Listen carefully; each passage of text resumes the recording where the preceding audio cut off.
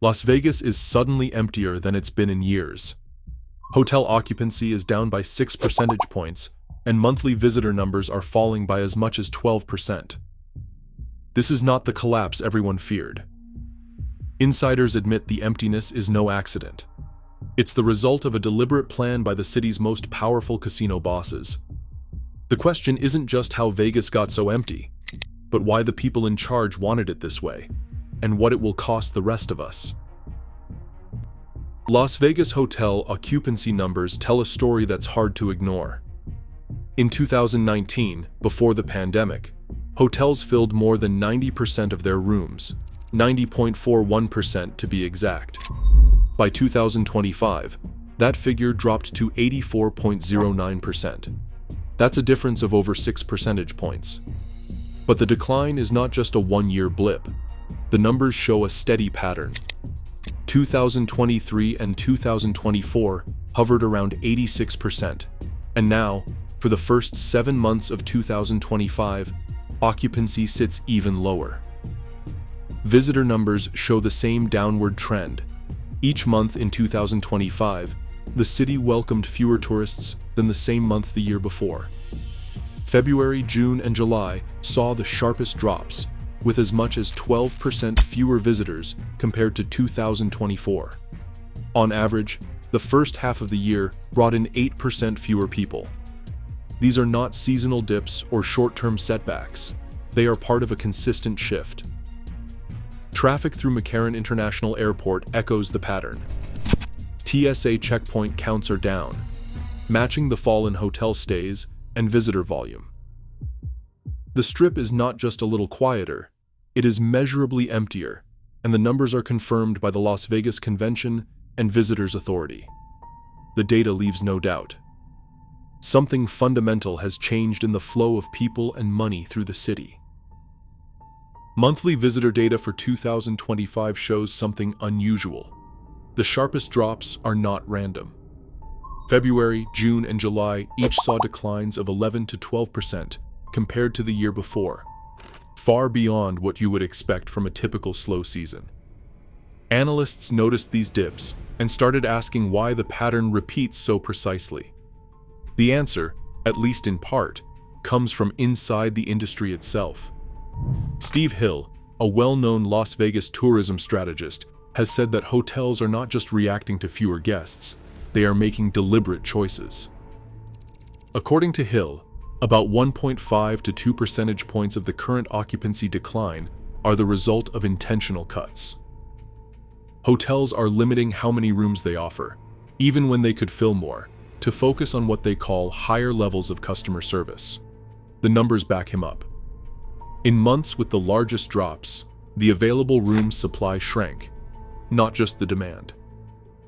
This is not a case of Vegas failing to attract visitors.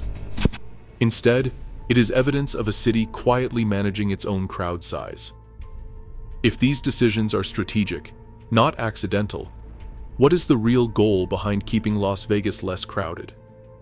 The answer may be hiding in plain sight, in the words of the executives themselves.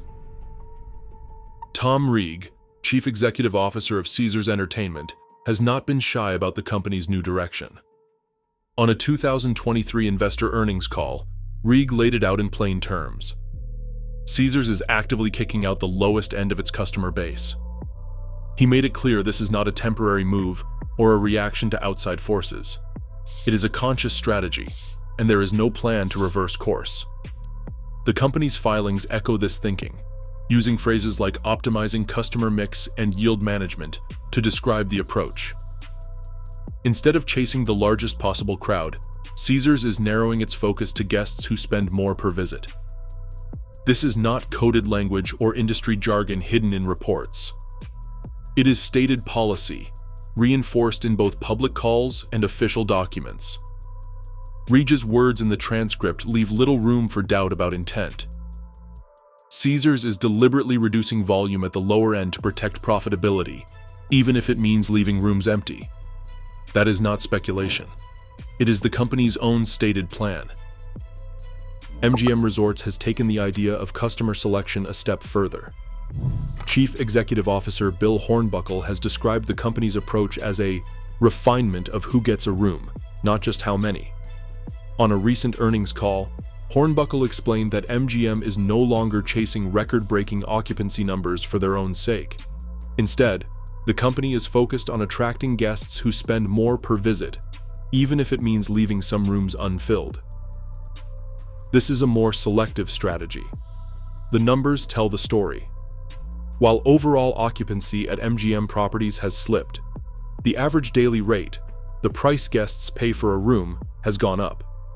In the first half of 2025, MGM's average daily rate rose by nearly 7% compared to the same period in 2024. That means fewer guests, but those who do stay are paying more. Hornbuckle said, "We are being more selective about the business we accept, pointing to a conscious decision to favor high-value customers over sheer volume." This is not limited to just one operator. The same logic appears across the industry, shaping the way Las Vegas now fills, or does not fill, its hotels. Wynn Resorts has made its position clear. On the third quarter 2025 earnings call, Chief Executive Officer Craig Billings addressed the company's approach without hesitation. He said Wynn Las Vegas is not necessarily built for those visiting Las Vegas on a tight budget, and that Wynn will always be at a pricing premium. Billings explained that Wynn is intentionally accepting slightly lower occupancy in order to preserve average daily rate and maximize EBITDA. This is not about chasing every last guest or filling every room at any price. Instead, Billings described a strategy where the company is comfortable leaving rooms empty if it means protecting revenue per guest. He pointed out that Wynn's business model depends on maintaining a luxury experience, even if that means fewer guests overall. The result is a hotel that appears quieter, but each occupied room generates more profit. Wynn's stance matches what is happening at Caesars and MGM. The leading operators are all using price as a filter, narrowing their customer base to those willing to pay more. With this, the evidence is complete. The emptier strip is not a sign of failure, but the outcome of a planned, industry-wide approach. Venue managers describe a new playbook shaping the strip's empty look. Entire sections of casino floors stay roped off, even on weekends, with some hotels quietly closing towers or wings for months at a time. Room prices climb. MGM's average daily rate jumped nearly 7% in early 2025, while minimum bets at tables and entry fees at clubs rise in tandem. Private events now take over ballrooms and gaming areas, locking out the general public for days. A manager at a popular venue points to the door price and says they raised it and the crowd got thinner, but revenue held steady.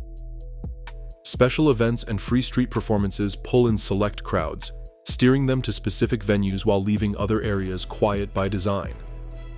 These operational choices are not about luck or chance. They are the levers that keep the city's surface calm, even as the business underneath grows more selective. Service workers on the Strip feel the downturn in ways that numbers do not always capture. A longtime cocktail server at a major casino describes a typical night in 2025, $124 in tips, less than half what she earned for the same shift last year. Housekeepers and dealers report fewer hours, with some told to stay home as closed-off sections keep foot traffic down. Small businesses off the main drag, like souvenir shops, diners, and rideshare drivers, see customer counts drop too. A restaurant owner near Flamingo Road says weekday sales are down by nearly 1/3. Union representatives with Unite Here have tracked the decline in shifts and tip income, warning that workers are bearing the brunt of industry strategy. Meanwhile, the Las Vegas Convention and Visitors Authority pushes back, calling this a reset and promising that value will return. For many in the city, the emptier streets mean more than just lost revenue. They mean uncertainty about what comes next. Today, Las Vegas is quieter by choice, not by chance. As casino giants reshape the Strip to favor fewer, wealthier guests, entire communities feel the ripple effects. The city's reinvention isn't just a business move, it's a gamble with the soul of Las Vegas itself. What's your take?